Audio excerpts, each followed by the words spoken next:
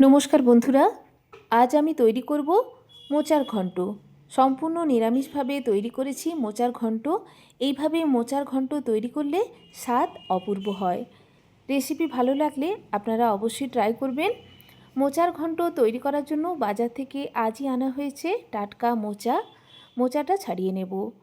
একটা নারকেল ফাটিয়ে নারকেলটা কুড়ে নিচ্ছি মোচার ঘন্টে দেওয়ার জন্য।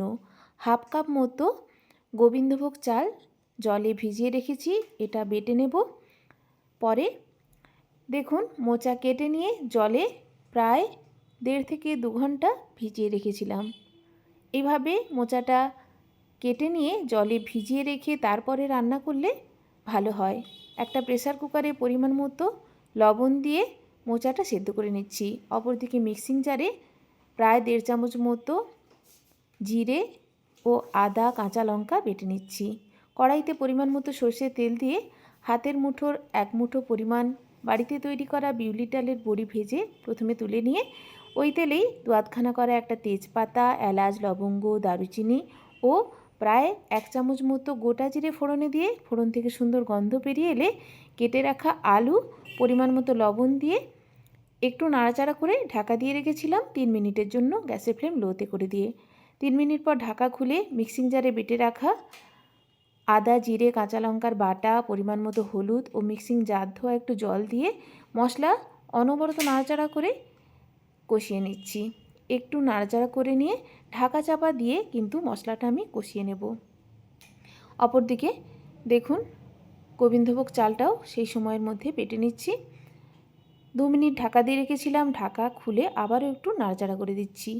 এইভাবে নাড়াচাড়া করতে করতে ঢাকা চাপা দিয়ে ঢাকা খুলে আলুকে আমি খুব ভালো করে মশলার সাথে কষিয়ে নিয়েছি। মশলা খুব ভালো করে কষানো হয়ে গেছে, আলু কিন্তু সম্পূর্ণ সেদ্ধ হয়ে গেছে। দিয়ে দিচ্ছি নারকেল কোড়া হাতের মুঠোর 1 মুঠো পরিমাণ। নারকেল কোড়া দেওয়ার পর আবারও একটু নাড়াচাড়া করে নিয়েছিলাম। তারপর দিয়ে দিচ্ছি প্রেসার কুকারে সেদ্ধ করে জল ঝরিয়ে রাখা মোচা লবণ দিয়ে সেদ্ধ করা ছিল। একটু নাড়াচাড়া করে কষিয়ে নিয়ে পরিমাণ মতো একটু লবণের প্রয়োজন ছিল, সেটা দিলাম। মশলার সাথে মোচাকেও খুব ভালো করে কষিয়ে নিয়েছি।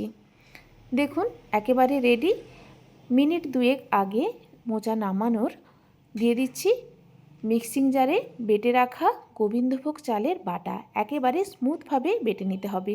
সেই বাটাটা দিয়ে আবারও অনবরত নাড়াচাড়া করলে সুন্দর একটা বাইন্ডিং চলে আসবে। দেখুন সামান্য একটু চিনি দিচ্ছি এরপর টেস্টের জন্য, যেহেতু নিরামিষ রেসিপি। সবশেষে দিয়ে দিচ্ছি দেশি ঘি 1 চামচ মতো। একেবারে সার্ভ করার জন্য রেডি দুর্দান্ত স্বাদের সম্পূর্ণ নিরামিষভাবে তৈরি মোচার ঘন্ট। এইভাবে আপনারা মোচা তৈরি করুন, দেখবেন খেতে খুব সুন্দর হয়। যে বড়িটা আগে ভেজে তুলে রেখেছিলাম সেটাই প্লেটে মোচা সার্ভ করার পর ওপর থেকে হাতে একটু গুঁড়ো করে ছড়িয়ে দিচ্ছি ও একটু নারকেল কোড়া দিয়ে মোচাটা এইভাবে আমি সাজিয়ে নিয়েছি।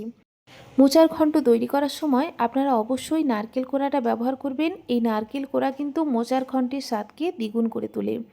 আর গোবিন্দভোগ চালটা মোচার মধ্যে থাকা এক্সট্রা জলকে অ্যাবজর্ব করে নেয়, ফলে একটা সুন্দর বাইন্ডিং আসে।